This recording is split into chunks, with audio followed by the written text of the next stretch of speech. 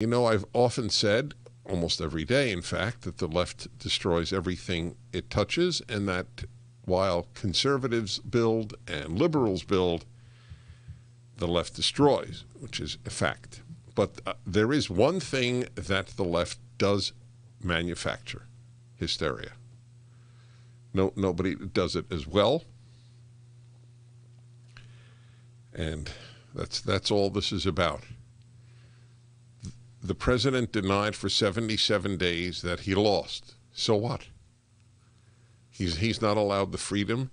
If you think it's absurd, he doesn't have the freedom to say absurdities. Did he do anything to block the next president from coming in? Did he bring in armed forces? Who brought in armed forces to Washington, D.C.? And why are they still there, in fact? By the way, are they really building a fence around the Capitol? Is that... It's not clear? How disgusting. This manufactured hysteria. It's like the manufactured hysteria about white supremacy. So, did you know that Facebook has announced this crisis of free speech is the greatest of such in American history? Facebook has just announced it. Well, not just.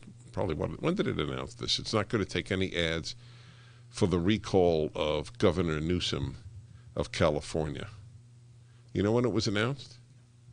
But obviously recently. Now, think about that.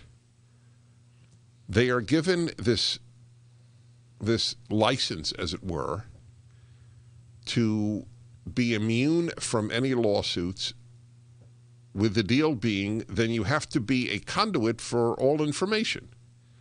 I mean, we don't expect you to allow a videoed rape on Facebook. We don't expect you to allow how to manufacture an atomic bomb. But without such clear exceptions, people are free to express their opinions, but they're not. Why can't there be an ad on Facebook for the recall of the governor of California? Which reminds me to remind you that you can go. We sent in ours yesterday, by the way. Just for the record. It said you had to sign in black or blue ink. So do you think my more purple-like ink will be okay for my fountain pen? Or will they disqualify it?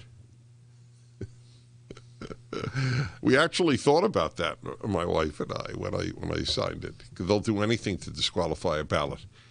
The people who yell voter suppression don't seem to be all that concerned with regard to voter suppression and the recall. This man has ruined so many people's lives in the state of California that he holds a somewhat unique spot in American history as utterly destructive.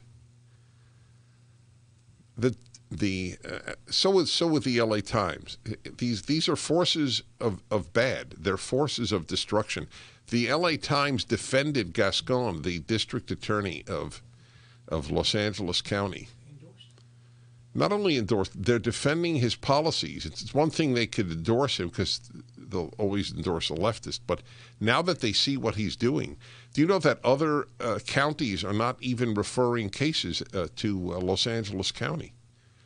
Because he has a soft spot, this George Soros-funded, truly evil man has a soft spot for murderers because they don't care. You understand? The left doesn't care if you've murdered or if you've raped, if you've sold enough drugs to kill a village.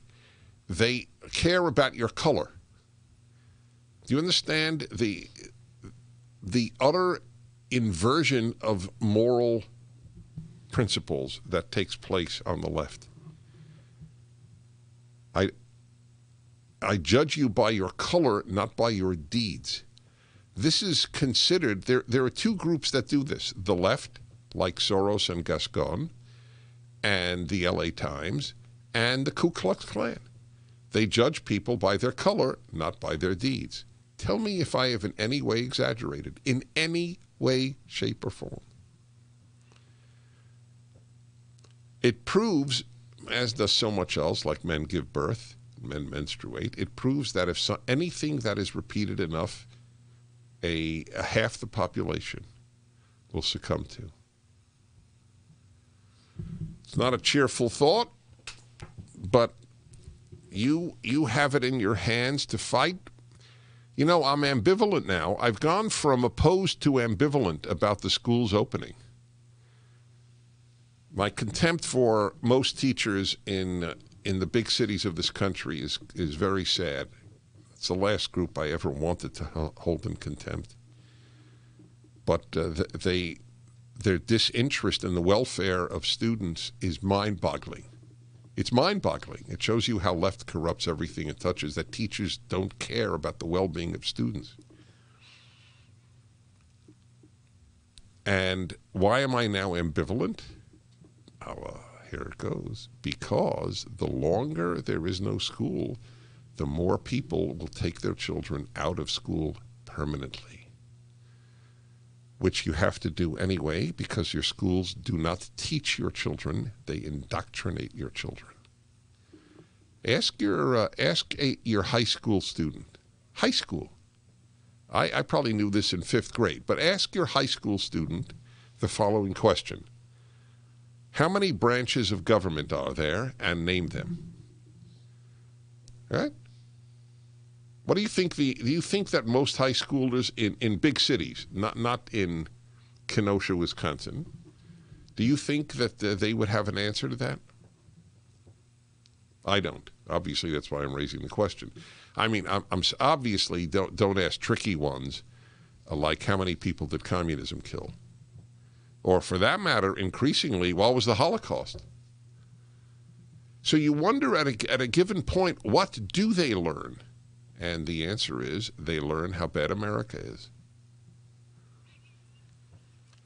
1-8 776. See that? There is a silver lining in the non-opening of schools. Maybe it will awaken people to the fact that teachers, for the most part, having gone through a left-wing indoctrination in order to be a teacher, don't care about your kids. That's really an important revelation, deeply sad. I was of the generation where the teacher was right no matter what. One of my teachers in 8th grade, so annoyed that I kept talking in class, he threw me over a desk. And if I tell that to kids today, they go, "What did your father say?" To which my response has been, "You got to be kidding." If I'd have told my father the teacher threw me over the desk, my father would have thrown me over a desk. Teacher was always right. There was no higher status in our home than teacher. And the left has now made that profession awful.